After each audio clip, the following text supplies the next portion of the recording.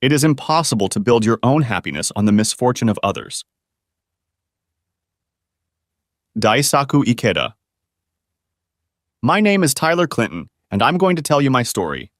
Before I begin, let me say that I am not even a distant relative of the former president, though the irony of his behavior during his administration never leaves me. Speculating on why your spouse refused to be faithful to her vows while claiming to want to stay married is a question I never dreamed of asking.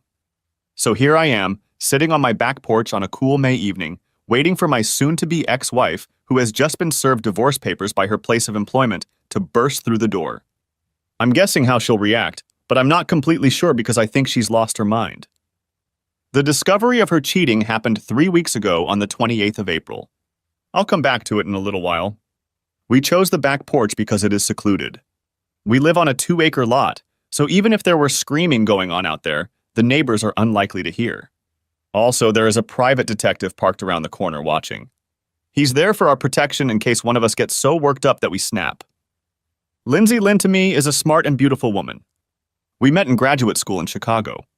I was getting my MBA in medicine and public health. She was getting her CRNA degree, which for readers outside the medical world means she was studying to be a nurse anesthetist. She worked in the neonatal unit for 2 years. Long hours, a lot of emotional strain. Nurse anesthetists work relatively normal hours, usually 6 a.m. to 5 p.m. 4 days a week, for much higher pay and less trauma. Lynn's only potentially significant disadvantage was that she gets bored easily and is always looking for something new. We were enjoying the concert and she was making plans for the next weekend. Anything new was also a temptation. Whether it was a new app, a new friend, or a new restaurant, her interest was always piqued. We discussed this during our courtship, and I made it clear that anything new was fine with me. But when it came to marriage, I was a traditionalist. I believe that you could find new every day in a relationship with the same person for years if you put your whole heart into it. She never gave me any reason to suspect that she disagreed with this. Since her somewhat fickle nature was prone to wandering from the familiar to the new, I insisted that we sign a prenuptial agreement. She was not thrilled with the idea and felt it was an insult to her character. I explained that it was a bilateral agreement that protected her as much as it protected me. She gave in and signed the agreement. It was simple. 50/50ths on the wealth accumulated during the marriage, with everyone keeping 100% of what they brought in. 80/20ths if the cause of the breakup was adultery. Honestly, after we signed it, I don't think either of us gave it much thought, until recently. After we got married, we moved from Chicago to Des Moines, Iowa. Low cost of living, strong economy, vibrant and growing downtown, and great career opportunities in the healthcare field. Cold winters, mostly mild spring and fall. Summers that can range from very pleasant to almost, but not quite unbearably hot. Unlike our neighbors to the south, St. Louis, Des Moines does not have high humidity. Even on hot summer days, there is always a pleasant coolness in the evenings. And the sweet corn in July and August is delicious. It's also the birthplace of Ben Silbermann, the creator of Pinterest. What more do you need? In 8 years, we've both had jobs we love, a beautiful home, neighbors and friends we genuinely enjoyed, and what I thought until 3 weeks ago was a solid marriage. I say solid, not perfect. No one has a perfect marriage because there are no perfect people on the planet. From time to time, we fought. I am a convinced squeezer of toothpaste from the bottom, and she is haphazard. She wants the dishes washed and the kitchen cleaned every night, while I'm content to load the dishwasher for 3 or 4 days before running it. Yes, like every other couple in America, we could fight about all sorts of nonsense. But much more often, we took long walks in the evenings and had long conversations on the porch. Quick weekend trips to the cabin or to a favorite concert in Chicago, Minneapolis, or Dallas were not uncommon. We enjoyed each other in and talked openly and honestly about what we liked or disliked. At least that was the impression I got. Both of us were 34. We knew that kids were just around the corner, and we were looking forward to being mom and dad when the kids came along. By now, you may be wondering, am I really a failure in bed and just don't want to admit it? Is Lynn completely stunning and being courted by every man I meet? Maybe we've already considered an open marriage? Did I miss the warning signs at the beginning of our relationship that Lynn would turn into a slut? Maybe I cheated on her and she's just getting revenge? Is her lover hanging on to her like a horse, like a Greek Adonis she can't escape? Is she changing her financial situation? Let me tell you all in order. First, Lynn seems genuinely pleased with our life together. I've never been called the best, but I've worked hard to give as much as I've gotten, and I've never heard any complaints. Second, she is a very pretty woman with a quick wit and a strong mind. She is Irish-Italian, a blonde brunette who is 5 feet 8 inches tall. Third, I can't recall any warning signals, but if I'm that stupid, I guess I got what I deserved for falling asleep at the time of the switch. Perhaps I should have been more attentive to her fascination with the new. Fourth, since we've been a couple, I've never touched another woman except for a friendly hello or a goodbye hug. Fifth, I think the honest answer is that he is handsome, but I wouldn't say handsome to death. He's about my height, 6'1", same build, about 180 pounds. Trim and strong, but not ripped. Blonde hair and blue eyes. Sixth, he's only 28, a medical student who's been working in the operating room for the past 2 months. Seventh, he'll have money someday, but since she makes $100 grand and I make twice that, I don't see the temptation of cash, fancy cars, or a luxury home. He won't start making serious money for at least another 10 years. So, as you can imagine, I have no idea how we got here, but perhaps I should share what happened over the last 3 weeks. It was the last week of April, and I was out of town for 3 days for a conference of medical administrators in Kansas City. I was supposed to be there for 4, but when I looked through the workshop offerings on the last day, I didn't find anything that caught my eye. It had already been a good week. On the first day, I met 3 other people from my region who were in similar positions. We eventually formed a small team and got together every night to compare notes. Enjoyed the good camaraderie, networked, exchanged contact information, and laughed over a few beers. Later on the 3rd day, I informed them that I was hitting the road first thing in the morning. Since the trip takes less than 3 hours, I didn't bother with air travel and drove myself. Interstate 35 is a relatively quiet highway with less traffic than most highways. On the way, I listened to Dan Carlin's Hardcore History podcast about World War I. KC has a wonderful World War I museum courtesy of Missouri's only president. Carlin gave me some information before I took a tour before the first session of the seminar. President Harry Truman, by the way, for those of you who aren't aware of what this country is all about. Since I was driving, I was able to hit the road at my leisure. Since I thought I was on my way home to my loving wife, who would be having her first day of a 3-day break, I got up early and was on the road by 5 in the morning. I intended to wake her up pleasantly around 8 in the morning. When I arrived home, Lynn's car was not in the driveway. She drives a 2018 Honda Accord with crystal black pearlescent paint and never pulls into the garage unless it's raining. It hasn't rained in a week. If the car isn't in the driveway, then it's not home. I was a little puzzled. We work out at the same gym, Lifetime Fitness, so she couldn't go out for a run. She always sleeps off on her first day off, but upon entering the house, I didn't see that she was home last night. The bed was made, which never happens unless it's Saturday, laundry day. There was no sign of leftovers from the previous night's dinner in the refrigerator. It was suggestive. I called Lynn, but the call went straight to voicemail. Luckily, we both have Glimpse on our phones, a navigation tracking system that works on any iPhone. I opened the app and saw that her phone was somewhere near the airport. What? We live in northeast Des Moines, near a private golf course called The Harvester. We both love golf and chose our home based in part on joining this club. The airport was on the southwest side of town. I was starting to get a little nervous and decided that if she answered, I would play dumb. I'd just ask how she was doing. I figured it wouldn't occur to her this early in the day to look at the Glimpse to confirm my location. I waited 15 minutes, then called her a second time. She answered, and that's when my world started to fall apart. "Hey, babe," she said in a sleepy voice. "Why are you calling me so early on my day off?" "I'm sorry, Lynn," I apologized, somehow keeping my composure. "I miss you, and I had some time before my morning seminar. Just wanted to hear your voice." I realized from the background noise that she was sitting up in bed. Not in our bed. "It's okay, Ty. I'm always happy to talk to my favorite husband." "Looks like you're still in bed, so I won't keep you up. Just wanted to tell you that I love you and I'll be home no later than dinner tomorrow night, unless you want me to miss my last day and rush home." "That would be wonderful, but as soon as I get up, I'm going to run errands right away and then have dinner with Kim and Sally tonight. We planned it 2 weeks in advance, so I can't interfere with them." The girls were 2 of her co-workers. She didn't say anything to hint that she wasn't at home in our bed, so I had to think fast. "Okay, babe, I'm letting you go. Hey, before you hang up, could you check the top drawer of my nightstand and tell me if I left the pen you gave me for my birthday in there? I don't have it, and I'm afraid I might have lost it. It was in my shirt pocket. Ty, honey, I really want to roll over and go back to sleep. Can I check it and call you back before I head to lunch? Wrong answer. I knew I usually got something like, I'll check, but I won't be happy if it's not there and you lose my gift. My heart was pounding hard in my chest, but somehow I kept my composure. Sure, Lynn, just don't forget to check. I'll let you go back to sleep. Sorry again for waking you up. Thanks, babe. I'll call you in a little while. Love you. At this point, I was at a loss for words, unable to utter, I love you too. I hung up the phone and headed to my car, hoping for a miracle but expecting the worst. It was a 40-minute drive from our house to the airport. I made it in 30, and I was lucky I didn't get pulled over for speeding. Every time I checked the app, her phone didn't move. If she bothered to check hers and found out I was getting close, we'd have a hell of a fight.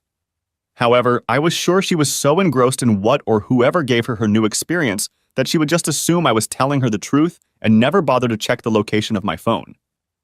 The GPS led me to the Hampton Inn, located down the street from the DSM. I parked at the far end of the parking lot, away from the few remaining cars in front of the hotel. After a few minutes, I realized that Lynn would recognize my car if he saw it, so I moved to the adjacent parking lot of the Quality Inn. I chose a spot where I could watch the comings and goings from the front door of the Hamptons, but not one where she might spot my dark blue Genesis G70. I had no plan. I fought back the tears that came to my eyes time and time again. Was she really cheating on me? With whom and why? Had she really thrown away 8 years of what I thought was a strong and committed relationship?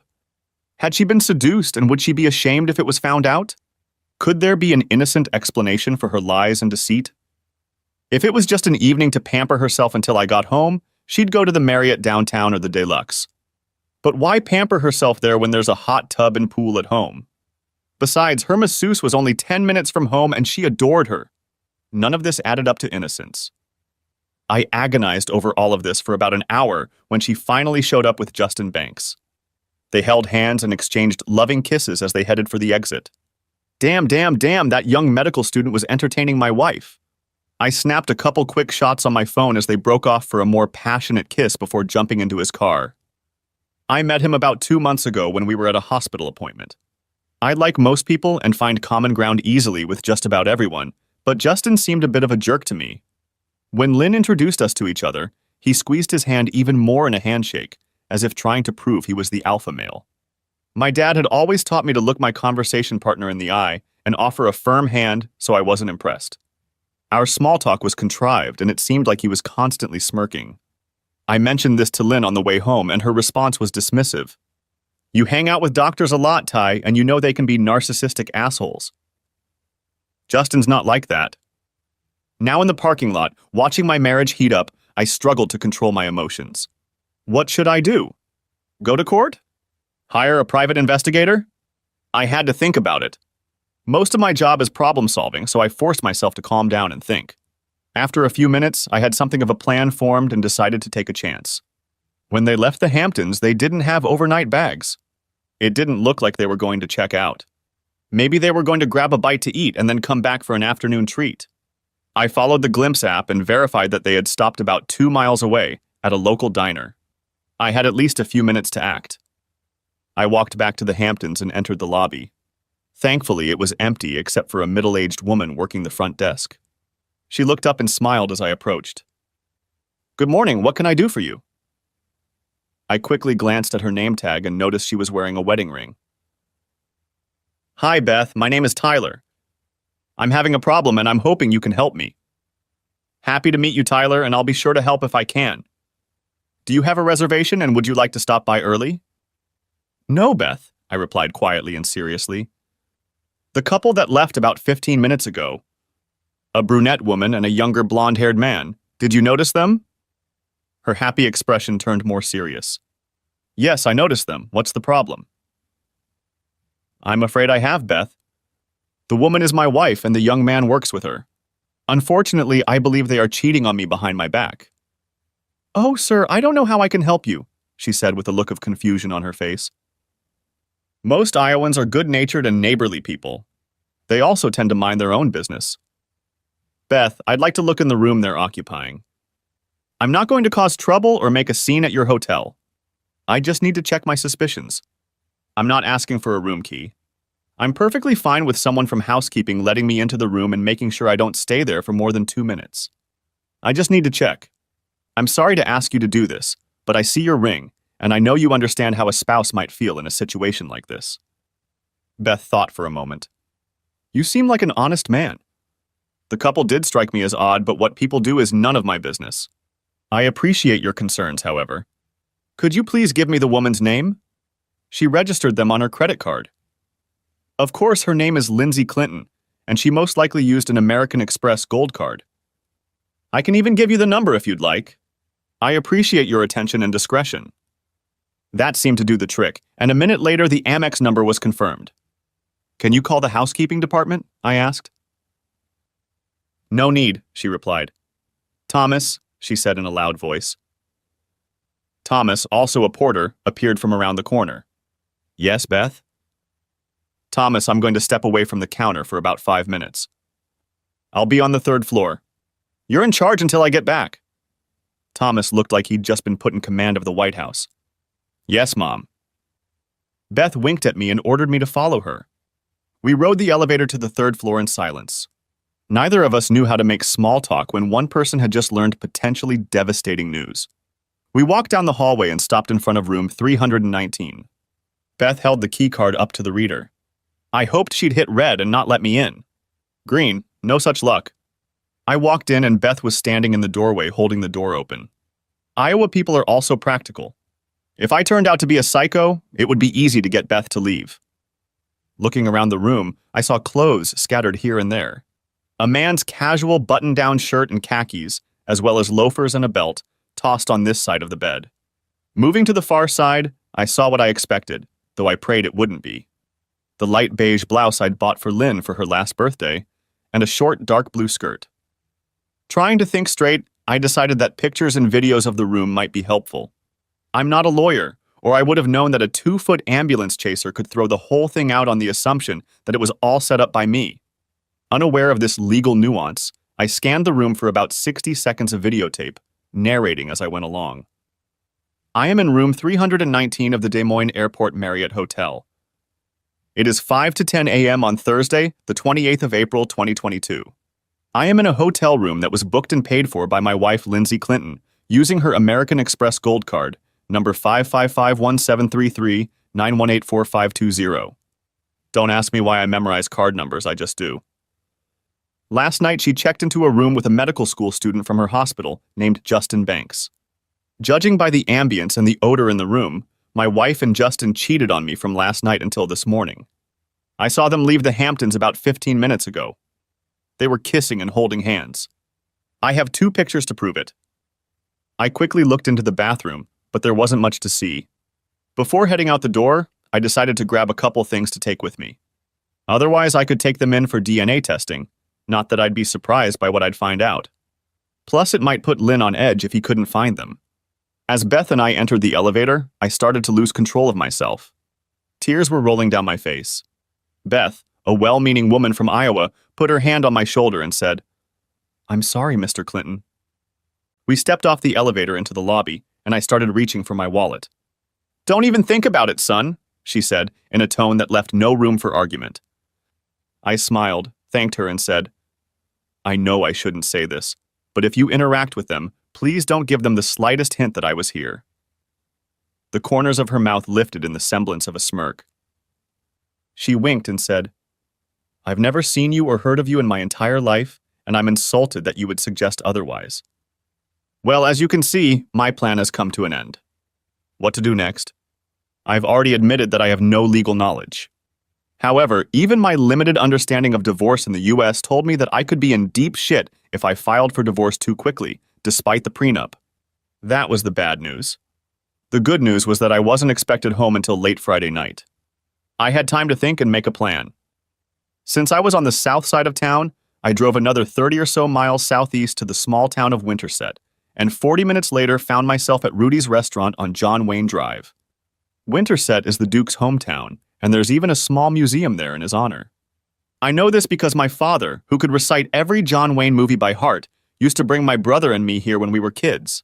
Sitting in a booth in the back row, I noticed a quote from his latest movie on the wall. In the movie The Rifleman, Wayne played an aging gunfighter dying of cancer who was determined to go out with a gun in his hands, keeping his boots on, rather than let a terrible disease eat away at him until he died. I won't be hurt. I won't be insulted. I won't have my hand raised on me. I don't do that to other people and demand the same from them. I'm not as much of a Duke fan as my dad was. I'm more like Clint Eastwood from Josie Wales's Outlaw, but I found myself chuckling. Damn right, Pilgrim. I said it out loud, not addressing anyone in particular, but the waitress who approached my table heard my best Wayne impersonation. She just rolled her eyes and replied in her best Duke language, "So, young man, would you like a snack?" I ordered coffee and a big breakfast. Such a simple thing as enjoying food made me feel better. While I sat and ate, I looked up and read several articles about spouses who cheat. According to the experts, this is probably not an isolated case. There is no way they would be so amiable if it was a drunken one-night stand lust. Statistically, in the US, women who cheat on their husbands are rarely a one-time experience. It had probably been going on for a long time, but I had no proof. That was about to change, so I started making a list. There was no way I would stay married to a cheating husband. Even if it was relatively recent, I could forgive and maybe even keep some love in my heart. But all trust was lost forever. I would hire someone to help me get proof. Even with a prenup in place, I needed to get solid legal advice from someone who understood the financial side of the equation. I needed to get tested for STDs. Justin Banks was bound to get infected, one way or another. I had about 36 hours to get into action. I finished my breakfast and left the server a $50 tip for a $16 breakfast. At least one person in the Des Moines area would have a good day. Before leaving the diner, I texted Lynn. "Sorry, found my pen at the bottom of my satchel." A moment later, she replied, "Lucky for you." In response, I typed 6 words, "Screw you, bitch, cheating whore." I didn't actually do that, but it was awfully tempting. I simply replied, "Uh-huh." 2 hours later, I found myself in the office of Templeton, Sharp, and Schaefer. I had met Templeton before at a charity event and knew he practiced family law. He returned my call and calmly listened to my story. "I'm sorry to hear that, Mr. Clinton." "I appreciate that, Mr. Templeton. Please call me Tyler." "Fine, Tyler, I'm Edward, Ed to my friends and clients, so call me Ed." "Thank you, sir." "Tyler, I'm not nitpicking you. Legally, your situation is not very favorable. The lack of children helps, but the lack of fault means you may have to go to counseling or talk to your spouse for the court to determine if the marriage is truly broken. If the prenup was drafted properly, you may be able to avoid financial loss, but that remains to be seen. I want to refer you to my partner, Eli Sharp. He is a professional in our business when it comes to divorce and will do the best job for you. Let me put you in touch with his assistant, Diane, and she will set everything up." An hour later, I was already sitting in his office. I learned that Eli Sharp lived up to his name. A short guy, only 5'10", and probably weighed 130 pounds. From what I understand, he was an avid swimmer and had been since he was a kid. He had several school records in his home state of Indiana. He still swam for an hour 6 times a week. After spending 10 minutes with him, anyone could tell that he had spent his life proving that being small doesn't mean you can win a battle. He brought the same attitude to his law practice. He listened carefully to everything I knew so far, asked a few clarifying questions, and then suggested some initial strategies.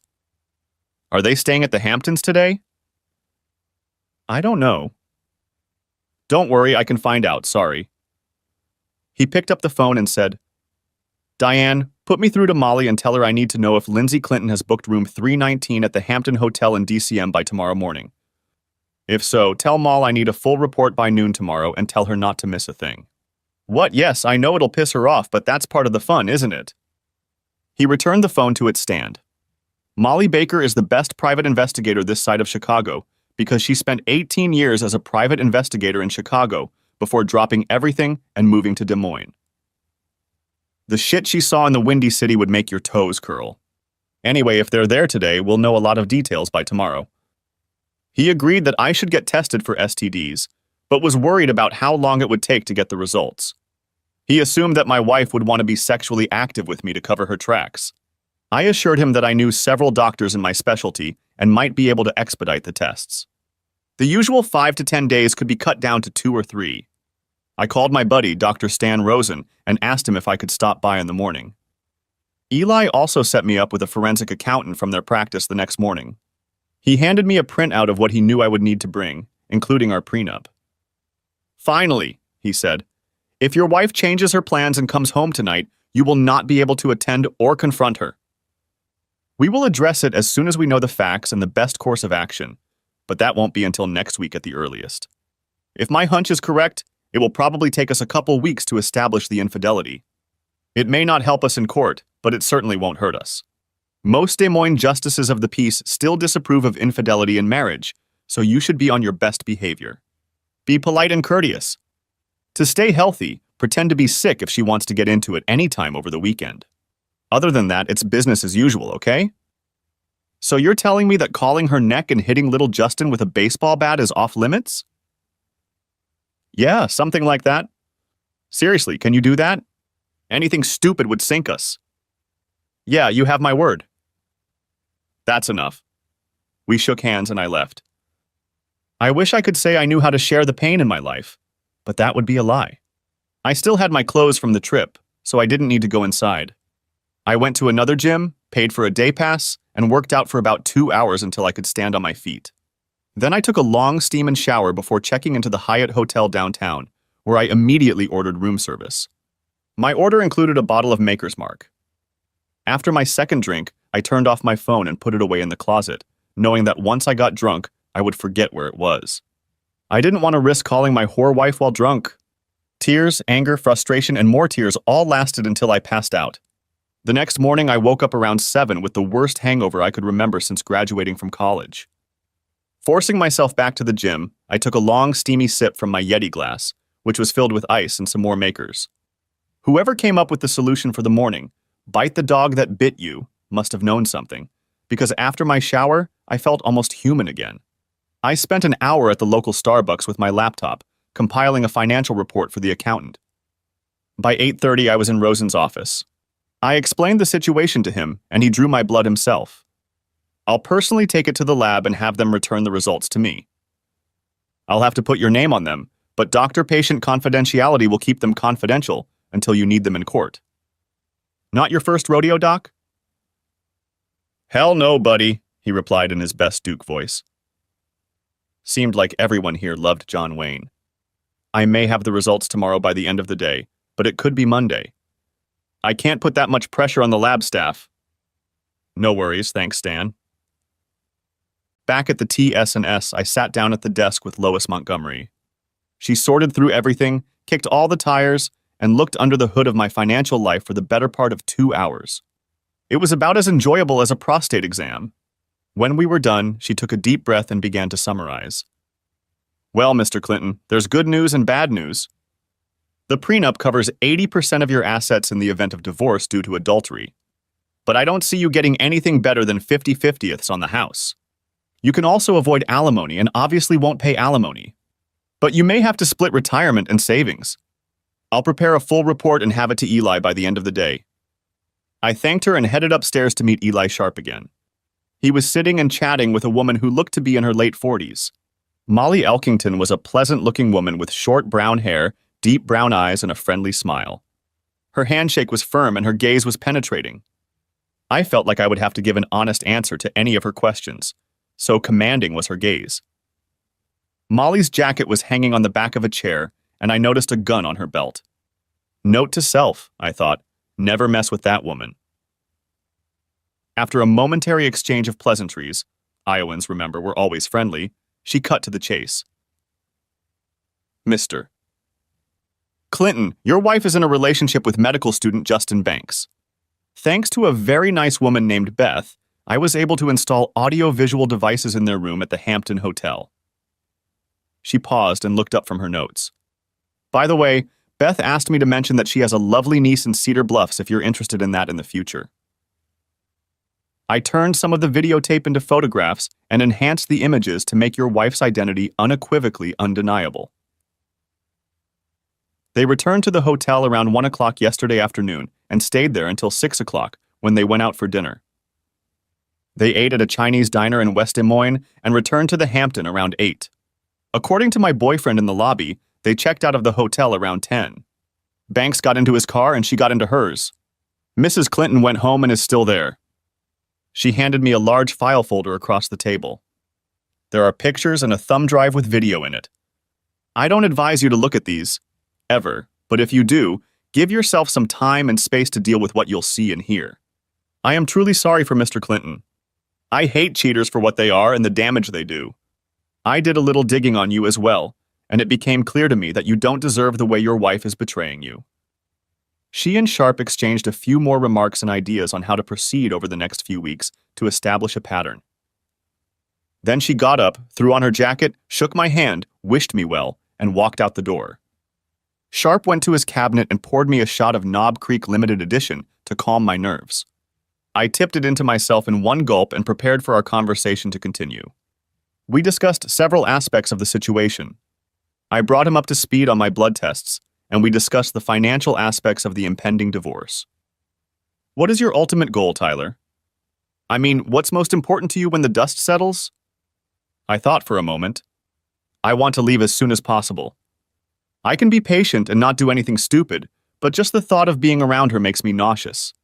I really want you to do everything you can to make sure the terms of the prenup are honored. I can put up with the division of the house and other small assets, but there is no way I want her to come out of this in a strong financial position at my expense. Further, I would like to salvage what is left of my dignity. I want it to be known that it was she who was unfaithful, not me. No irreconcilable differences. I don't want to go after the hospital, as I work there too, and frankly, I don't see any fault on the part of Unity Point Healthcare. However, I do want it to be known that she and I broke up because she was having fun with Justin Banks behind my back. Finally, I want to hurt Banks. I don't know if you can convince the hospital that it's in their best interest to remove him from their program, but I really want him to drive a UPS truck in Goodland, Kansas for the rest of his days. Sharp replied to each. First of all, I think you're okay with the prenup. I'm cautiously optimistic. Second, we will make sure that the news of the reason for the breakup reaches everyone. However, that does not preclude the court from ordering counseling to see if the marriage can be saved. Assuming your wife has no interest in divorce, I would be dumbfounded if her attorney doesn't go for it. They are likely to behave aggressively, if for no other reason than to drag out the case in the hope that they can soften you up and get you to change your mind. Finally, you should temper your hopes that Banks' career will suffer. You're right, the hospital can cut its losses, especially if incoming students sign some sort of pledge regarding behavior during training. However, I wouldn't get my hopes up on that. Tyler, you're going to have to go home in the next day or so. You might be able to come up with an excuse to stay away for most of the weekend, but you have to come back soon and play the happy husband like your life depends on it. One sniff of what you know, and we run the risk of her going on the offensive before we're fully prepared. I take you at your word that you will not go near Banks under any circumstances. If you think you'll crack, I'll call Molly and ask her to put one of her guys on you for a while. I assured the lawyer that I would behave accordingly, even if I had to bite my lip until it bled. It was Friday early afternoon when I left Sharp's office. I sat in my car for 30 minutes trying to figure out how to drive home without blabbing. I couldn't see any way to succeed, so I did the next best thing I could determine. I pulled onto southbound Interstate 35 again, heading toward Kansas City. Lynn was waiting for me at home around 7. After driving about 90 minutes, I pulled into the small town of Bethany, Missouri, and found the local tire shop. Behind the counter was a 40-year-old guy wearing a shirt with the name Ed embroidered on it.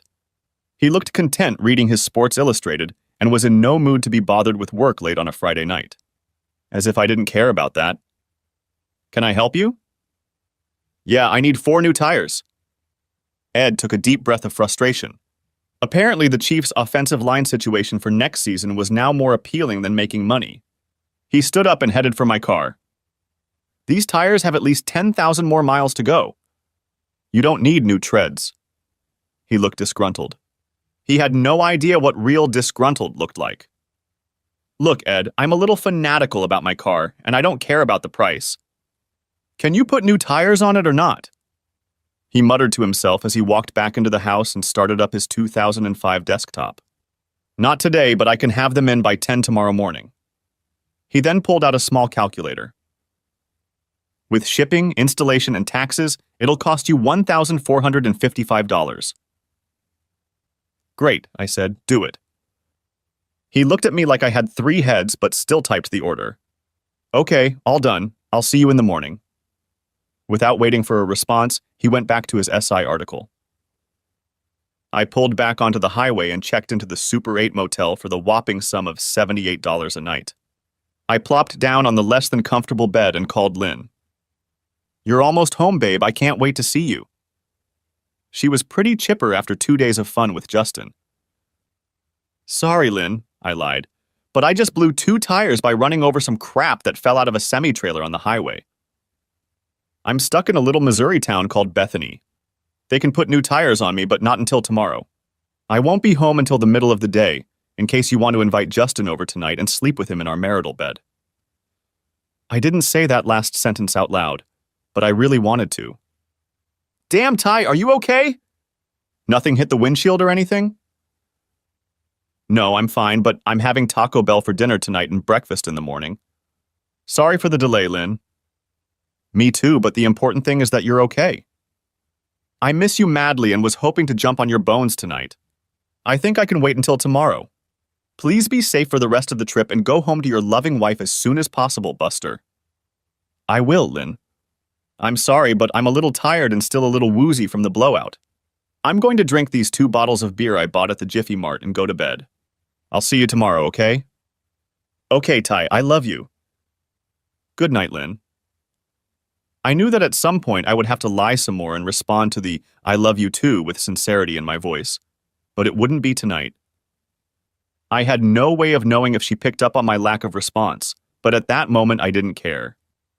I walked over to the desk and opened the envelope Molly had given me. It showed my wife cheating on me with Justin. After recovering and brushing my teeth, I went back to the scene of the crime and inserted the flash drive. Opening the program, I saw an entire video of my wife having fun with Justin. After an hour of excruciating emotional pain, I began to feel the rage building up inside me. Yes, I was heartbroken. She was selfish and disrespectful, could not describe what I had just witnessed. My anger at Justin would surely grow, but at the moment I was filled with white-hot anger at the woman who I thought loved me and had committed to being my faithful wife.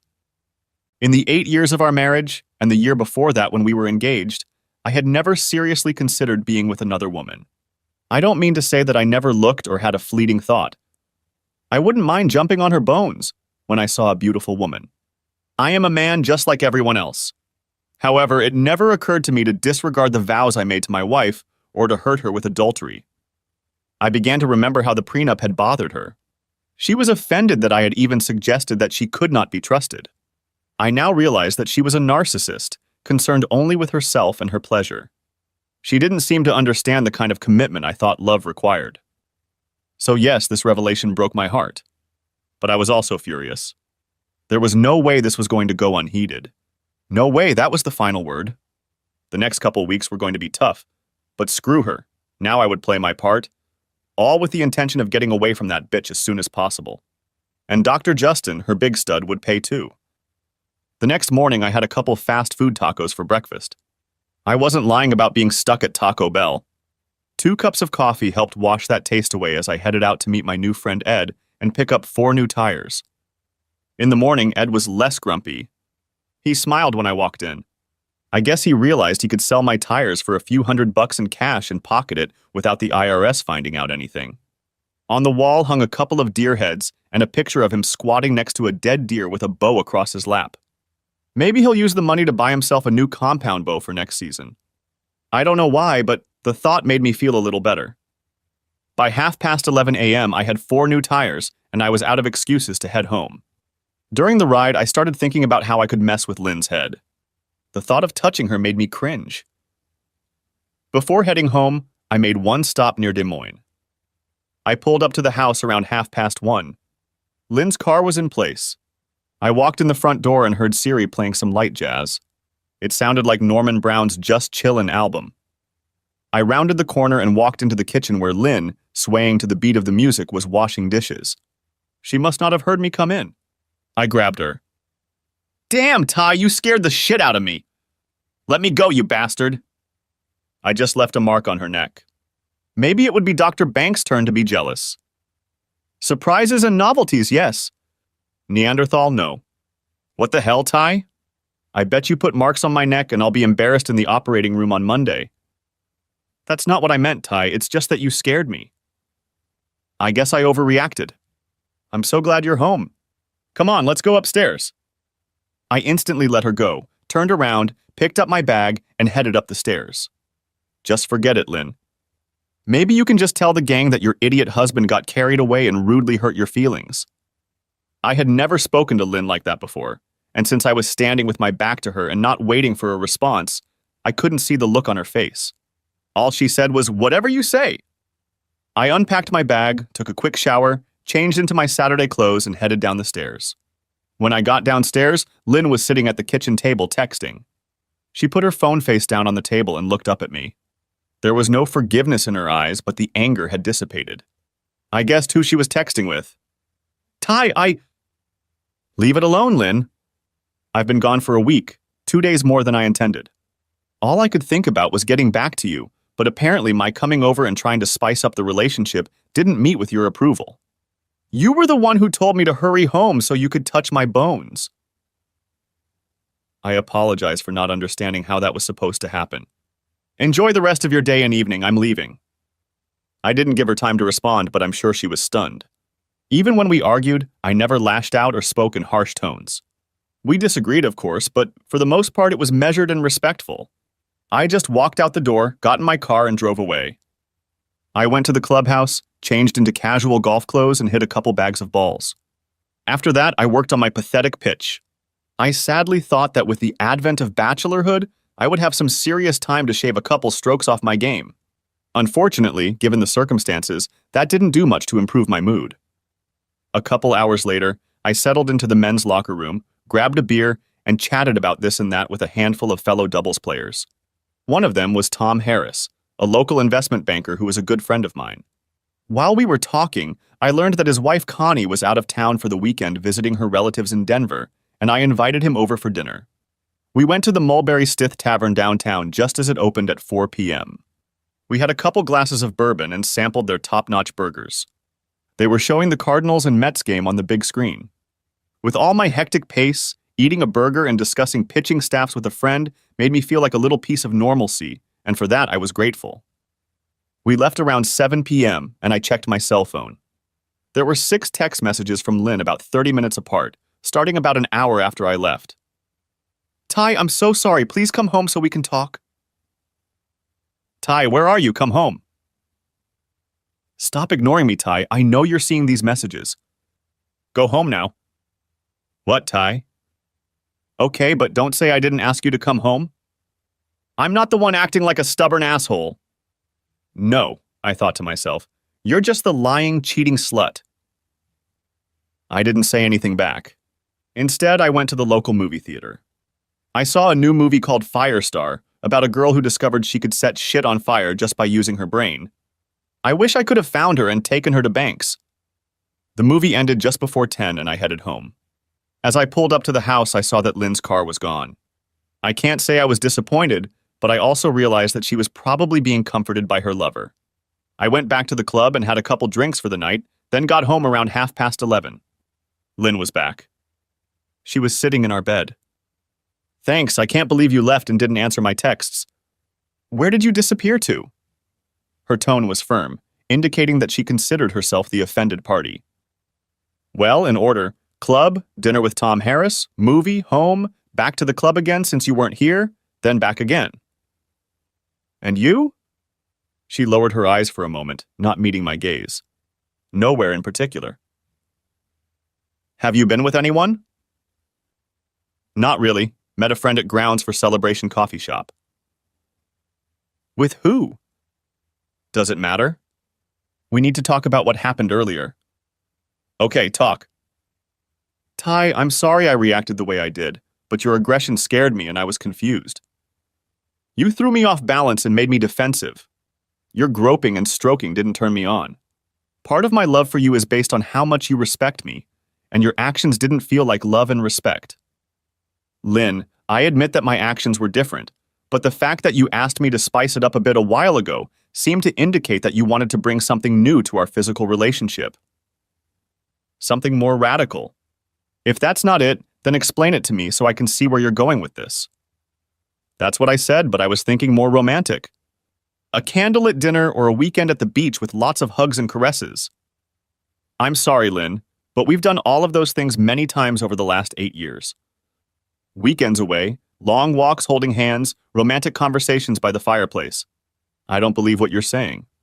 It doesn't add up. It's true, but maybe in new places. Nonsense, Lynn. I remember our conversation very well, and you can't rewrite history. If you've changed your mind, say so, but you don't have to lie and pretend you weren't suggesting I spice things up physically. Ty, why are you acting like this? You're so literal and dogmatic. I may have said it, but how can you interpret it as bend me over the counter, or leave a bruise on my neck for everyone to see? Lynn, do you remember what you were wearing when we were talking? What? No, why does it matter? It's important because it's relevant to our conversation. I was working in the yard, had just showered and came out of the bedroom. I've never seen you like this before. I'm pretty sure we didn't come up for air for at least the next hour. So how do I go from this to a romantic weekend on the beach holding hands? I'll let you pick 10 husbands of your choice, tell them this story, and ask them how they would interpret your invitation. If at least 9 of them don't say something like what I did today, I'll buy you any new car you want. That's just ridiculous, Ty. No, not only is it not absurd, it's absolutely accurate. When you dress up for your husband and ask him to spice things up, it's not because you're in the mood for romance. Again, you're trying to change what happened to make you right and me wrong. Ty, your stubbornness is getting us nowhere. Why don't we just let it go and you come to bed and just hold me? Sorry, Lynn, that won't work. If you don't like that kind of behavior from me, fine. I won't try again. But you don't have to act stupid with me and demand that it's my fault. You care more about people seeing that I gave you a hickey than you do about my feelings or opinion. I'm not interested in keeping you, so you can assume I've admitted I was wrong. Good night, Lynn. With those words, I turned and headed for the guest bedroom. Ty, come back! I'm not done talking to you, damn it! I ignored her, assuming my first attempt at FWLH had been successful. I avoided contact with her without giving myself away. I highly doubted she was putting 2 and 2 together and getting 4. She was too shy to even flirt with the idea that I knew she was cheating on me. There have been chilly days in our marriage, but on Sunday we just froze. We avoided each other. We didn't talk. I spent most of the morning at the club and the afternoon working in the yard. I went to bed before she did, and when she came into the bedroom, I was already in bed. I'm not sleeping in the same bed with you until you apologize, Ty. I don't mind, Lynn. I'm not the unreasonable type, so I think we'll spend every other night in the master bedroom. It's my bed as well as yours, so I'll sleep here tonight. If you don't like it, you know where the spare room is. Tomorrow night I'll sleep there and you can be here. I don't agree to that. Go and sleep in the guest room until you come to your senses. Lynn, I have no idea why you think you have the last word on everything, but you don't. We are equals and I treat us as such. I'm going to sleep in this bed tonight, and what you do is up to you. Bastard! She hissed as she left for the guest room. The beginning of the week went the same way. We barely spoke to each other. She kept trying to push my buttons, but I couldn't deal with it. Monday night, she told me how she had been humiliated in the operating room when her coworkers teased her about a hickey. I shrugged, showing that I didn't care. Tuesday morning, Stan Rosen called and asked me to stop by his office. First, the bad news. You have a very mild form of chlamydia. You probably haven't experienced any symptoms. More than half of men who contract the disease do not experience any. The good news is that with treatment, the disease will go away quickly, although you will need to be rechecked in about 3 months. Maybe I should ask you if you know how you contracted it? Of course, Stan, I contracted it from my wife. I trust our doctor. Confidentiality is respected here. I've never slept with another woman since the year before Lynn and I got engaged. Last Thursday, I found out that she was having an affair with another man. I can only assume that she contracted it from him. Unless she's had other lovers that I don't know about. He heard the sadness in my voice. Well, I'm sorry as hell to hear that, Tyler. I always thought you had a good marriage. I'll put you on your usual dose of azithromycin, and like I said, it should go without a problem. You'll need to tell Lynn about it and abstain from sex for the next few weeks, just to be safe. No, it's not a problem, Stan, but I'm going through a serious transition here, and I'll need to talk to a lawyer about sharing this information with my wife. How serious could the infection be? It doesn't kill, but if left untreated, it can cause serious health problems, up to and including the loss of a woman's ability to reproduce. Depending on when Lynn contracted the infection, she is at term. A couple weeks isn't a problem, but the longer, the higher the risk. Besides, Ty, as much pain as you're in, you don't want to live with the responsibility of possibly jeopardizing someone else's health. You're right, Stan. I can't live with myself if I sink to that level just because I'm in pain. But let me ask you this. I haven't noticed any symptoms in her, so is it safe to say it's still early and she doesn't know what she's contracted yet? Maybe, maybe not. Some women never feel symptoms, but that doesn't mean the disease can't do serious damage. I can't tell you what to do in that case, but I will say that waiting more than 48 hours would be wrong. We shook hands and he said he would take the prescription to the local pharmacy, which I didn't frequent. I appreciated his concern for my reputation. An hour later, I was in Eli Sharp's office explaining everything to my attorney.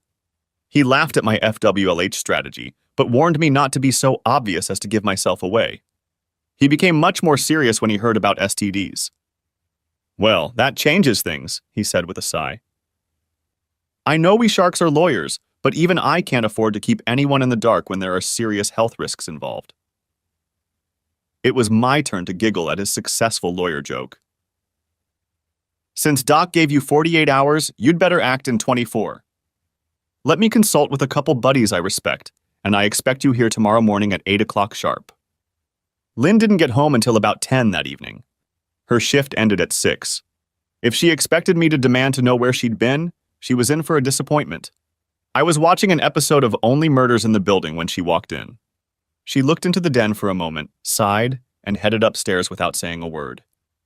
Under any other circumstances, she would have sat next to me and munched on popcorn, and I would have brought her some white wine. The thought that this would never happen to her again for the rest of my life caused me to feel an overwhelming sense of loss.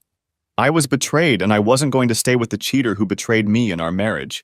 But I loved her. A part of me still did. And that part grieved for what was gone forever. The next morning, I was sitting in the conference room of TC&C Company.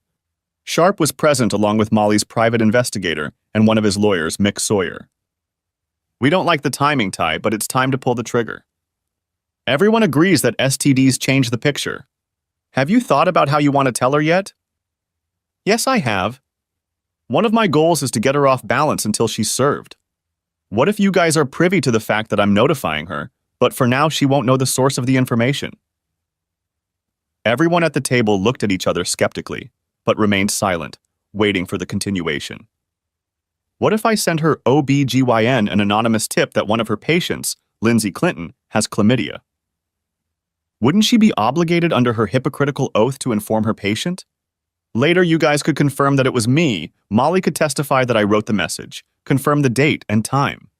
I would be acting with a reasonable degree of good faith, since my doctor required me to notify her within 48 hours, and I did it in less than 30. It may be treacherous, but she will have the opportunity to get the medical attention she needs. Wouldn't that pass the smell test in court? There was a pause. Molly and Mick waited for Sharp to think it over. After a few minutes, he pronounced, "Not perfect, not even good, but not terrible either. It will make you look petty, but not negligent or criminal. Under the right circumstances and the right judge, it can be fine. However, it is also incomplete. Any judge will want to know who knew of your actions and what steps they took to dissuade you. So, Tyler, I'll tell you right now, I don't think you should do it, and it's a bad idea." "Neither do I," Molly said. "I agree with Eli Tyler," Mick retorted, grinning from ear to ear. "You shouldn't be doing this." "On top of that," Sharp snapped back, "eventually she'll put 2 and 2 together and realize that if it wasn't Banks, it must have been you. She'll realize that you know about her affair." "Yeah, but it'll take a day or two so I can get ready to meet her." "Thank you all for the advice. However, I am determined, so when I leave here, I will pick up the phone and send a message to Dr. Pamela Connors." "In that case, I want to be a witness," Molly replied. "I don't want to be told later that I just believed you would do everything, but never checked that it happened. We discussed a few more details, after which I left. 40 minutes later, Dr. Connors received a strange message from an unknown source. On the other end turned out to be private investigator Molly Elkington. Doctor? Connors, I have chosen to remain anonymous, but I am aware that one of your patients, Mrs. Lindsay Clinton, has a sexually transmitted disease, chlamydia. Now that you have this information, I trust you to immediately act as her attending physician and offer assistance to your patient. Thank you. Finished with the conversation, I smashed the phone to pieces and later that afternoon, on my way home, threw it into a pond about 5 miles from my house. There was no one nearby to witness my complete disregard for Iowa's littering laws. About the time I was discarding the burner, Molly was parking outside Dr. Connor's office when a black Honda Accord pulled into one of the parking spaces. Lynn got out of it, looking a little disheveled, and entered the office. 45 minutes later, she came out looking even worse. Molly followed her to the local pharmacy where she picked up a small prescription bag. Shortly thereafter, Lynn returned home. I sat on the porch and watched the coverage of the Cardinals' 10-0 victory over the Royals. Since we still didn't talk much, she didn't say hello and just headed up the stairs. About half an hour later, she came out onto the porch, freshly scrubbed, and abruptly lowered herself next to me, letting out a deep sigh. Ty, why don't we call a truce and go back to our place? I don't know, Lynn. How do you propose we declare a truce? How about we just end this argument and leave it at that? I'm not sure that works for me, Lynn. Why not, Ty? She looked like she genuinely wanted to know. Perhaps the revelation about her STDs had jolted her a little. I'm happy to forgive and move on, Lynn. I've apologized several times for misinterpreting your spice it up a bit comments, but as far as I know, you still don't think you've done anything you need to apologize for. Thus, refusing to do so would seem to imply that you win and I lose. I'm not trying to come out on top, Lynn, but I think we're equally at fault for the last few days, but you don't see it that way. Fine, she replied with slight irritation in her voice. I'm really sorry about that. So, is everything okay now? No, Lynn, it's not okay. I've known you for almost 10 years, and I know when you're not saying what you think you're saying. Your words may be right, but your tone shows that your heart hasn't changed. Tell me I'm wrong, Lynn. Explain where you're wrong and we can move on. She looked at me for a brief moment with sadness in her eyes. I thought that maybe she was going to tell me about the whole episode of her cheating. I didn't expect a sincere apology given what I heard on the tapes, but maybe I was wrong about her. Would I be able to forgive her and work on our marriage? Honestly, the thought scared the hell out of me. But I shouldn't have worried. Her eyes gave her away as she returned to her righteous indignation. She was still blaming me. At that moment, I realized without a shadow of a doubt that it was over between us. You're just so stubborn, Tyler Adam Clinton. I apologized and you threw it back in my face because it wasn't up to your standards. Okay? Okay? You're the one who led us down a dead end, and it's your fault if we don't find a way to work this out. Well, Lindsay Abbott Simon, she said, deliberately using her maiden name. I'm sorry you feel that way, but I can see in your eyes and hear the tone of your voice that you may be using the right words, but in your heart of hearts, you believe you are innocent and I am guilty. You are convinced that I am proud and unreasonable, so I'm offering you a deal. If you can find even one of our close friends who truly believes that I am an arrogant jackass who never apologizes or admits his guilt, I will accept your conclusion. She rose to her feet, glaring at me, and stomped off the porch and into the house. I took a deep breath. It had been almost a week since I had discovered her blatant disregard for her vows in our marriage. The next 2 weeks would be nearly impossible. It was time to look for options. The next morning, I was in my boss's office. Connie Silverton was a fair but tough boss. You don't become the CEO of a major medical facility without it. It was hard to do, but I laid out my situation to her. I needed advice and help to get me through the next 14 or so days until I could serve Lynn with divorce papers. Connie's response was professional but caring. First of all, Tyler, I'm very sorry for your situation. My parents divorced when I was 10 years old and it was horrible. However, before we get started, I need to know that you will weather this storm and continue your fine work for me and Unity. I can't help it if I know the situation is about to blow up and go to hell. Connie, I can't say I'll be completely fine for the next couple weeks, but I truly love my job and the people I work with. I look forward to helping you in the future. I'm deeply hurt, but I'm not dead, and I have no intention of giving up my career for the woman who betrayed me. If I can manage to tone it down a bit, I promise you I'll be at your place 100%. I think I know you pretty well, Tyler, and I know I can trust you to be honest with me. There's a conference for hospital CFOs next week in Washington, D.C. In the past, I have declined your requests to attend the conference because of the cost. However, this year I think it would be in Unity's best interest for you to go. It will begin on Monday and end on Thursday afternoon. As I recall, you have family on the East Coast, so why don't I approve your participation, and then you can stay the weekend with your family. That part you will have to pay out of your own pocket. Deal? Boss, I'd give you a hug, but I know you'd probably spank me, and I don't want Mike to take my thanks the wrong way. Mike's hubby was a retired Ranger colonel. But know this, I'll never forget your kindness, and you'll never regret helping me. She smiled as warmly as I'd never seen her smile before. I'll do the paperwork today, Tyler. If you make it by next Sunday, I'll buy you a week. Now get your ass out of here and think about how we're going to sign a new contract with our nurses. Their union reps are negotiating hard. I stood up and smiled. Consider it done, boss. By the way, if I can save 5% on my next contract, can we talk about my year-end bonus? Her habitual look became serious again, which told me it was time to leave. I only had to make it 3 days before I had to leave for the conference. With any luck, I would only have to live in suspense for 2 or 3 days after I returned. I managed to focus on the rest of the day and do a good job, even pissing off Jody Meyer, the nurses' union representative, when I informed her that their latest offer was not true. Let her cook over the weekend and next week, I thought to myself. Maybe she'll be a little more pressured when her parents find out she doesn't have a contract and isn't even expected to. On the way home, I called my father and brother to let them know I'd be in the area the coming weekend and would love to hang out with them. I apologized for such a short notice, but both promised to carve out time to meet together. I didn't feel like sharing the bad news with them, but on the other hand, I knew they would be supportive when they heard the whole story. My last call before hitting the road was to attorney Eli Sharp. I quickly brought him up to speed, and he informed me that this was the perfect opportunity to get 1 or 2 of Mary's men on Lynn to get some more evidence of her treachery. When I arrived, Lynn was not at home, which under normal circumstances would be unusual.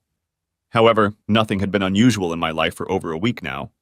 It was the second day of her 3-day vacation, so we should have had something planned by now. At this point, she could have been having fun with Justin or some other guy for all I knew. That was when I first realized that she could have or had other men. Now that would be nice, I thought to myself. What if there's a slut running around Banks behind his back? Maybe I should send him an anonymous message urging him to keep an eye on his cheating slut so I don't become her next victim? I decided to go for a run. I had done a little cross-country running in high school, though I had never been great at it. However, running 3 to 5 miles a couple times a week helped me clear my head. My route was mostly to and from the golf course. A couple good hills on the way there and back gave the run a nice cardio element. Today I ran more intensely, trying to exhaust myself so I could possibly sleep that night. My world was crumbling around me, and since I had gone into survival mode, I rarely allowed myself to slow down to assess my reality. It was good to run and think. What depressed me was Lynn's cheating. 9 days ago, I'd been in love with a woman who I thought loved me as much or more. Discovering that her vows didn't mean a damn thing to her shook me to the core. How much of this is my fault? I wondered, climbing hill number 1. No problem in a marriage lies entirely on one person. Perhaps I was too busy or preoccupied with my career, not giving it enough time and attention. Other questions swirled through my mind as I continued on my way. How would she react? Would she ever admit to what she had done? Would she make excuses or ask for forgiveness? I knew I wouldn't stay in the marriage after such a deep betrayal, but how would I feel about her when I saw her in the hospital? Would I become angry seeing her seeing other men? Would she stick around or would she leave town? I couldn't imagine her leaving as if defeated. She'd be too stubborn for that. No, I assumed she would stay and try to prove to me that I had been a complete fool to divorce her. It dawned on me that if I was thinking so much, then I wasn't running hard enough. By the top of the second hill, I was no longer preoccupied with thoughts of my slutty ex-wife. I was just looking for little things like oxygen. When I got home, I was completely exhausted, which was actually the purpose of the run. I walked up and down the street for about 20 minutes, cooling off, and then hopped in the shower. Then I put on my swim trunks, grabbed a beer, and headed for the hot tub, as my calf muscles were letting me know they hadn't appreciated the last hour or so. Lynn was still nowhere to be seen. Later, around 11 p.m., I ate dinner, watched 2 episodes of Ted Lasso, and finally crawled into bed. Lynn never showed up, wrote, or called. I did her the courtesy of leaving her alone. It was the only time in our entire marriage that we had been separated for more than 12 hours without contacting or knowing where the other was. I took 2 melatonin tablets and 4 Motrin tablets, as my collarbones were giving me no rest with their complaints. I slept until 7 the next morning. Before I went down the stairs in the morning, I noticed that Lynn's door was closed. Apparently, she had come home the night before. I listened for a moment. Nothing moved. I drank my coffee and ate a couple bagels, showered, changed clothes, and headed out to the golf course. The weather in Des Moines in late May can be amazing, and today was no exception. I teed off a few balls on the course and joined a couple buddies for an 18-ball game and then lunch. By 3 p.m., I had run out of excuses to stay here and headed home. I didn't text or call Lynn all day, and she ignored me too. I guess we waited to see who blinked first. When I got there, she wasn't home, and I started repeating what had happened the night before. Sunday morning was the same, but I was heading out of town on the 4 p.m. SWAL flight to Reagan International. I spent most of the morning cutting grass and working in the flower beds, something Lynn and I usually did together. When she finally showed up around 11 a.m., she just looked at me through the door and went back inside. Screw this, I thought as I gathered my things. If she wants to stay on the sidelines and be quiet, then let her be. But there was no way in hell I was going to let her run the game. I left for the airport without leaving her a note or message to let her know where I was going or how long I would be gone. I figured she probably wouldn't even notice I'd been gone all week. I hoped she would notice, and I hoped she'd bring asshole Justin over and sleep with him in our bed, so I could add that to her list of naughty things she'd done. On Tuesday, 2 things happened. First, I got a call from Eli telling me that Mary's relatives already have some new pictures and videos of Lynn and Banks. No doubt they were doing well. The second incident surprised me. Lynn finally texted me. The message exchange was not polite. Where are you? In Washington. What? I'm at a conference of hospital CFOs that Connie asked me to attend. When were you going to tell me, you inconsiderate bastard? Whenever you got home before 1 or 2 in the morning and didn't talk to your husband, who'd been waiting for you since 6, both Friday and Saturday. Where were you every night? She ignored the question. Ty, I was scared to death that something had happened to you. I can't believe you did that to me. Why didn't you just text me? I wrote and you didn't write back. Lie #1.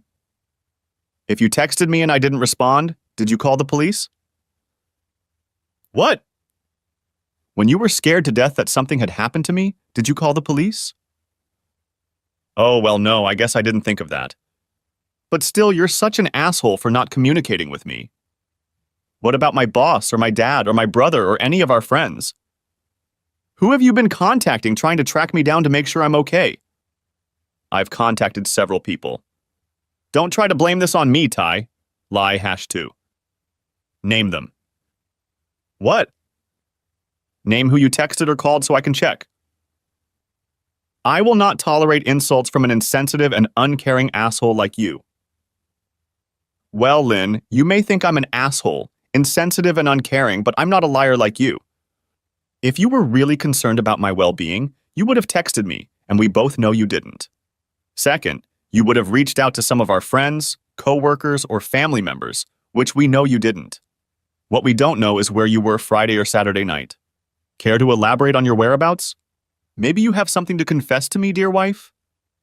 You're just insanely stubborn, Ty, and right now you're just pissing me off. Well, Lynn, you don't seem to be capable of telling the truth or taking responsibility for what you've done or are doing. So one more thing, screw you. There was no response on the other end, just radio silence. Was she beginning to suspect he knew something? Did she feel any guilt for her treacherous act? Did she consider her act of infidelity? I realized I was breathing hard and sweating like I'd been working out for an hour.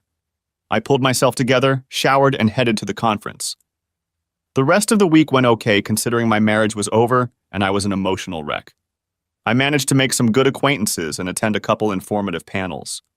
The weekend with my dad and brother went well, but hard. Both tried to be understanding, but neither of them shared my experience. My mom passed away about 3 years ago at the age of 63 from a rare form of cancer. She left holding the hand of the man who had loved and cherished her for 41 years straight.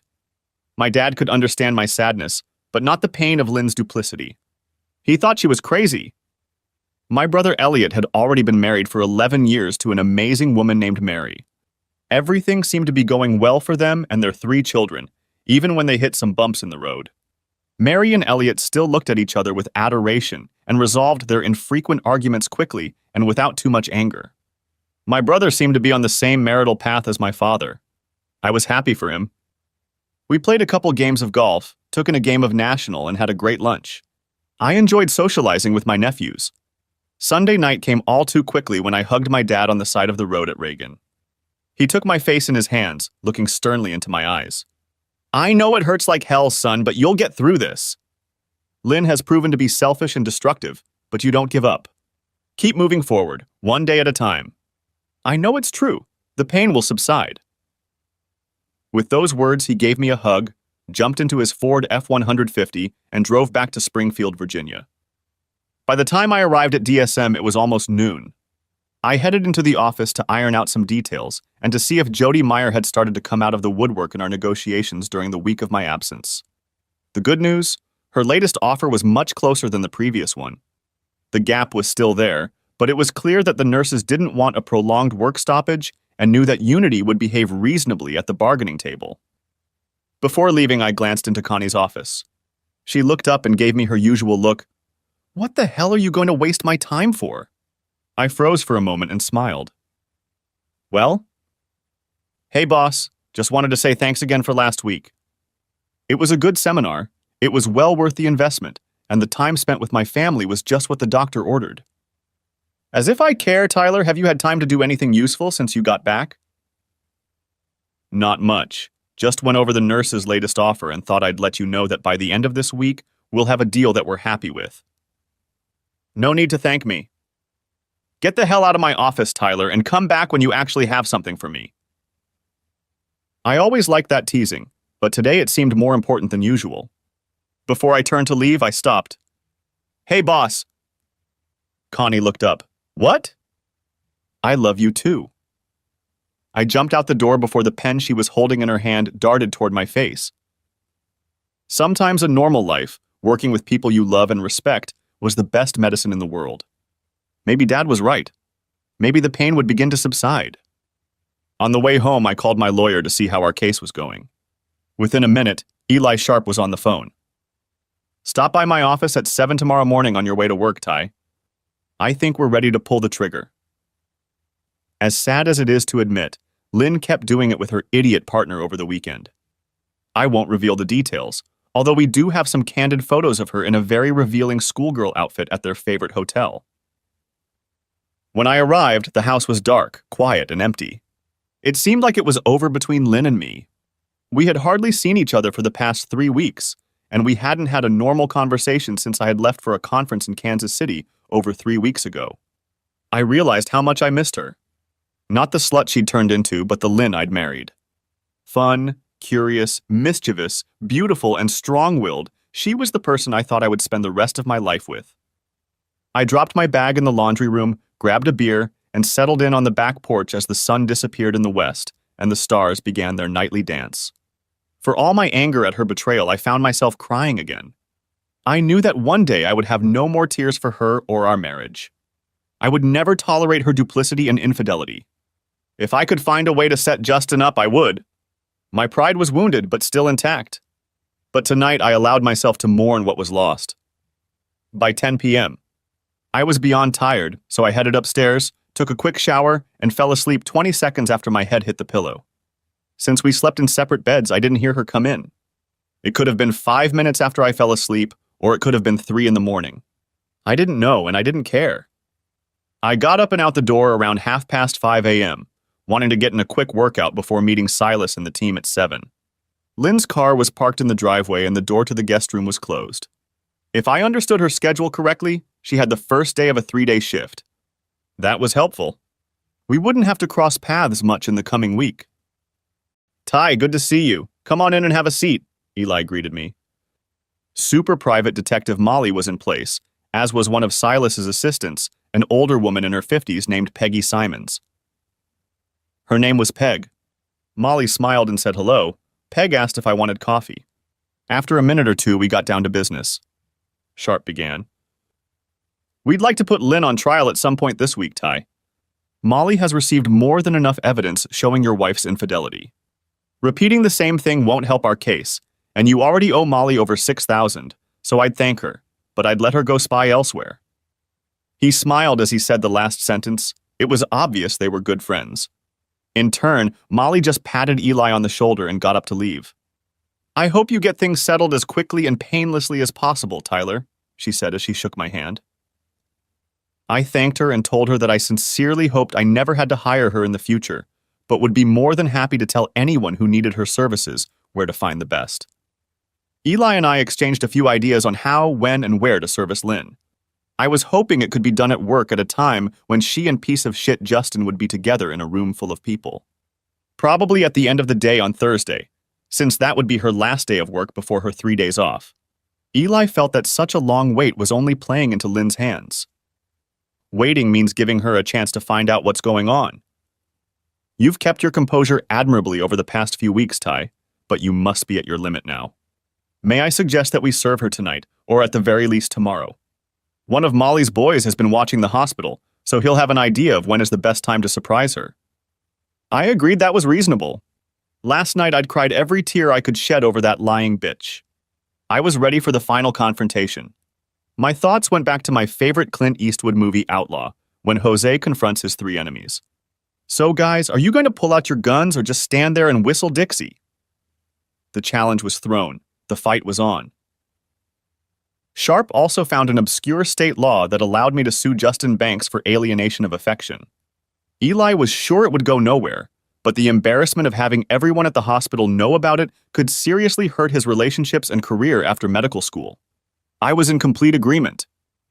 We finally agreed that Eli would call and give me a heads up when the case was done. I would be home on the back porch and talk to Lynn there. Sharp also wanted to have proof of this conversation in case things got out of hand. He asked Peg to see to it that one of Molly's boys set up surveillance equipment on our back porch and be in the car around the corner. If things got heated or Lynn got rowdy, he could call the police. I couldn't imagine Lynn going that crazy, but then again, 4 weeks ago I would have called you crazy if you suggested that my wife would cheat on me with a medical student. I spent the afternoon emailing Jody Meyer about the latest stumbling block in our contract negotiations. By 3 p.m., I was exhausted, but we reached an agreement. Neither of us were 100% satisfied, so it was probably a fair agreement.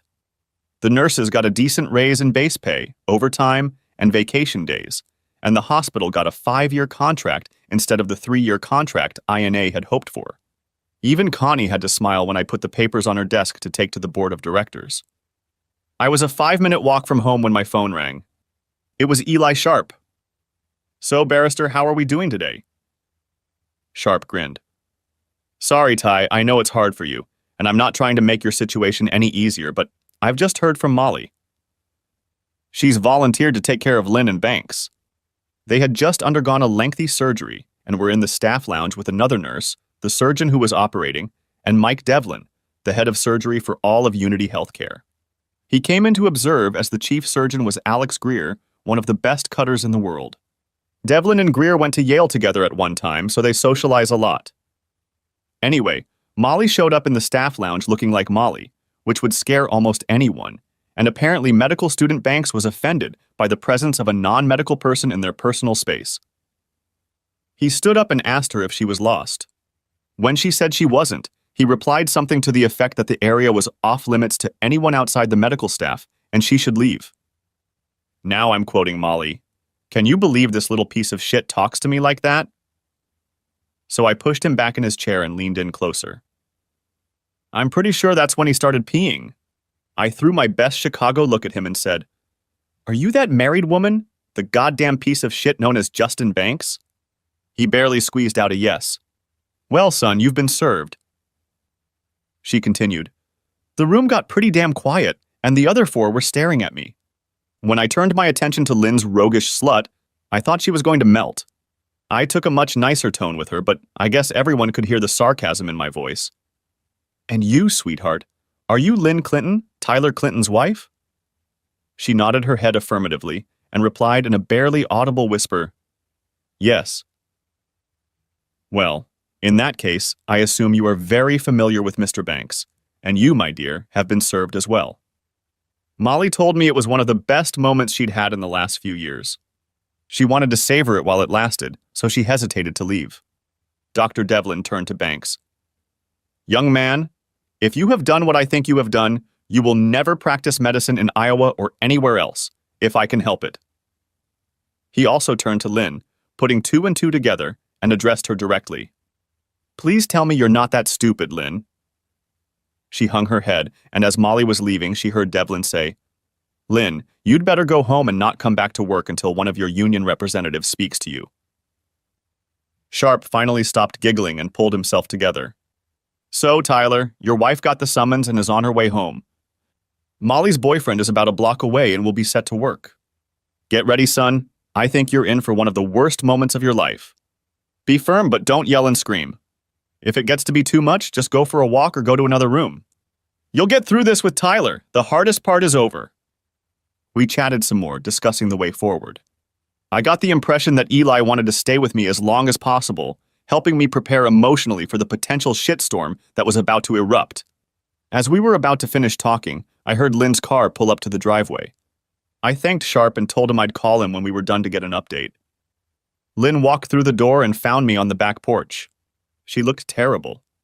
She had obviously cried her eyes out on the way home. When I looked up, I thought a mixture of sadness and rage was staring back at me. She started. "How long have you two known each other?" "3 bloody miserable weeks, Lynn." "How did you find out?" "Not that it matters, but I came home early from a conference in KC to surprise my wife and spend some time with the woman I loved and cherished. When I arrived early Friday morning, you weren't here. I checked my Glimpse app and saw that you were somewhere near the airport. From that point on, things went downhill fast." "That morning when you called me about the pen?" "Yes." "You lied to me. You set me up." "Well, I guess if anyone knows what lying is, it's you, since you've perfected it to an art form in your dealings with me, but yes, I lied. I wasn't trying to set you up. I was trying to determine if my world was really crumbling around me. Unfortunately, it is." She was silent for a moment. I didn't want to ask her anything. Now that everything was out in the open, I just wanted to deal with whatever had to be done and get away from her. Finally, she continued. "I can't believe you made me service myself at work in front of my coworkers. I was humiliated. Take a number and get in line, Lynn." "That was just cruel, Ty. Your approach leaves us no chance to sort things out." "I repeat, Lynn, if anyone recognizes cruelty, it's you. Your betrayal is the cruelest thing anyone has ever done to me in my life. No matter how long you cheated on me with Justin Banks, you unleashed cruelty after cruelty on the man you said you loved. Also, let me be very, very clear. I have no desire to build a relationship with you on any level. I'm divorcing you and I'm not looking back. You must be delusional if you think you can treat me like this, and I'll want anything to do with you." Finally, she sat down on the other end of the couch from me. "But Ty, I love you. I understand what you're saying, but I never meant to hurt you or be cruel to you. Justin was just a little fling. I know it was wrong and I shouldn't have done it, but I know we can work through this as adults and grow stronger. Lynn, I'm trying to keep my composure, but you just ruined our marriage. Any reasonable adult can understand that. Yes, I've seen pictures and videos of several of your escapades at the Hampton Inn airport. You can't be such a child to think that if you play the part of the grieving wife, I'll just ignore the pain and hurt you brought into my life. I can't believe you were spying on me and Justin Ty. Why didn't you just talk to me about it when you found out? I could have ended our relationship with him right away. You took it to the extreme. Lynn, I shouldn't have spied on you. There shouldn't have been anything secret between us, especially infidelity. Why would I talk to you about anything? Nothing that comes out of your mouth will ever be believable to me again. Extreme is the infidelity of your faithful husband, Lynn. Look in the damn mirror for a moment and pray that you see the truth." I had no idea if my suddenly idiotic wife understood any of this or not. Nothing seemed to get through to her. She was just looking for an easy way out to brush off her betrayal. Every time she opened her mouth, more nonsense flew out. Ty, divorce is the last thing we both want. Not only do we live here, but we work at the same hospital. What will people think? It would be so embarrassing if we got divorced while living and working in the same place. And also how humiliating for both of us if coworkers and friends hear some of these details. Come on, baby, you realize how bad that would be for both of us. Lynn, I've been living with embarrassment and humiliation since that Friday morning when I saw you and the jerk walk out of the Hampton Inn, right after you lied to me on the phone about where you were and what you were doing. The divorce will be a welcome relief to me because the attention will be directed at you too when people find out about your betrayal and debauchery. I'd ask you if Baby Banks was your first and only extramarital affair, but no matter what you say, I won't believe you. Thank God we don't have children yet. The thought of raising kids with you makes me sick. Why the hell would you want to stay married to a man you have zero respect for? Ty, what can I say to make you realize that Justin was just an infatuation, an affair, nothing more? No emotion, no love. I realize now that it was wrong of me to fool around, but of course you should know that I love you and only want to be with you. I promise that from now on I will never even look at another man. Well, Lynn, if you say so, let me tell you, you must be the most delusional whore that ever walked the planet. You lied to me and cheated on me for months.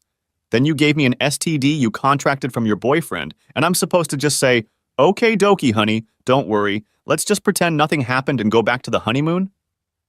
Let me be very clear, Lynn. I will never touch you again. I'll divorce you as soon as possible, even if I'm financially screwed.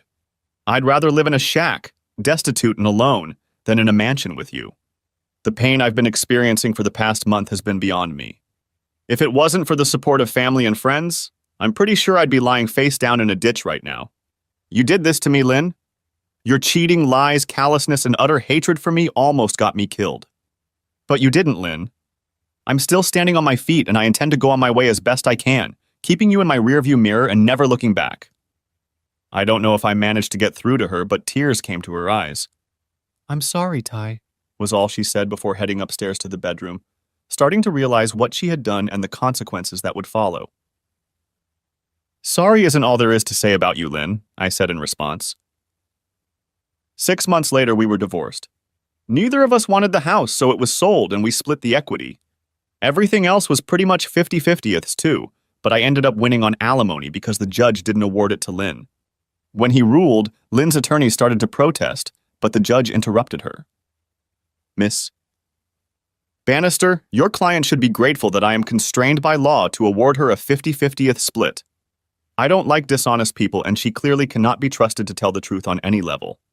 She gets everything I am legally required to give. The rest is at my discretion, counselor, so don't push your luck. Court is adjourned. I don't know, maybe it was just me, but he sounded a lot like a duke. Epilogue. My name is Connie Silverton, and I am Tyler Clinton's supervisor at the hospital. My husband Mike and I were very concerned about Tyler and the suffering he went through because of the actions of his bitch of a wife. The divorce was finalized, but that wasn't all. First of all, for several months, Tyler was not himself. He had to put up with Lynn's constant harassment and stalling during the divorce process. However, Eli Sharp is a good man, and he took care of Tyler all along the way.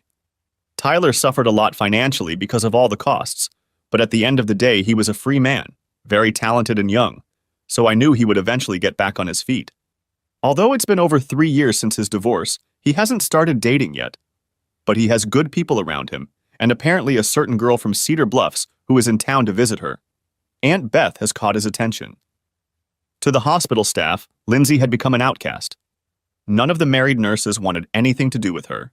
Several of the most obnoxious doctors, both married and single, tried to get her into bed because they had all heard from Justin Banks what an easy lay she was. 6 months after her divorce, she filed her resignation. After moving to Denver, she started working at a hospital there. About a year after that, we learned that she had married a young surgeon, a rising star. A few of our crew met her at a seminar, and she seemed to have decided she was a better person after leaving, in her words, her first loser husband. Tyler Banks was also ostracized even by some of the more snarky doctors. Tyler had such a good reputation throughout the hospital that even those doctors who considered themselves players wanted nothing to do with him. He finished his residency, but received only mediocre recommendations when applying for a job. Banks ended up working at a regional hospital in Frankfort, Kentucky, earning probably half of what he would have if he had been a decent man. He also married a fine Southern girl, and from what we hear, they have been happily married for 3 years now. That's it, except for one small detail. Last night, my husband Mike, retired military, took Tyler out to dinner. This is a little unusual for him, but not completely unheard of. We enjoyed grilled steaks and good wine. After dinner, Mike asked us to join him in front of the big screen in the living room. Tyler and I looked at each other with a, "What the hell?" look. But Mike had captured our attention. He assumed his old Army colonial pose and began. "Tyler and Connie, what we see and what we talk about tonight is for just the three of us. What we see will be destroyed and will never be remembered or mentioned again." I knew this side of Mike and nodded in agreement. Tyler noticed me do so and replied, "Okay, Mike, whatever you say." Tyler, almost 4 years ago, a disgusting woman and a piece of shit caused grievous harm to a man that Connie and I love like a little brother. We have spent many hours talking about this injustice and praying that someday, perhaps somehow, the scales will balance. As you know, I have many friends and contacts in government during my 24 years in uniform. I've accumulated quite a few debts over the years, and over the past 12 months I've turned to several markers. Please watch the screen. For the next 20 minutes, we watched 2 videos with our mouths open in shock. The first was about Dr. and Mrs. James Thaddeus of Denver, Colorado. Mrs. Thaddeus, the former Mrs. Tyler Clinton, was sobbing and screaming at her husband. "You bastard, how could you do this? I've been faithful to you since we were married, and today I get a video of you cheating on me at the Hampton Inn. You bastard, I hate you, I hate you. How could you cheat on me and ruin our relationship? Get out of my house now." When Dr. Jim got up and left, Lindsay just sat there sobbing until she picked up the envelope, opened it, and read, "Betrayal hurts like a bitch, don't it, slut?" The second video showed Justin Banks standing outside his home in Kentucky. It appears he was in a quiet neighborhood with no other homes nearby. His sweet Southern wife was tearfully holding a handful of glossy 8*10 photos of her husband cheating. At that moment, 3 large men began to approach Banks. One of them was dressed in a sheriff's uniform. "So, bastard, did you think you could screw over our sister and get away with it? There won't be a piece of you left to identify if your body parts are ever found." Banks cried like a baby. Before the screen went out, a uniformed man was heard to say, "By the way, Tyler Clinton's friend Colonial Silverton sends his regards." Another scene appeared. It was a gorgeous young woman, similar to the one in the video and photos. She simply smiled into the camera and said, "Mission accomplished." Thanks for watching, I hope you enjoyed it, so subscribe to my channel and watch the next video.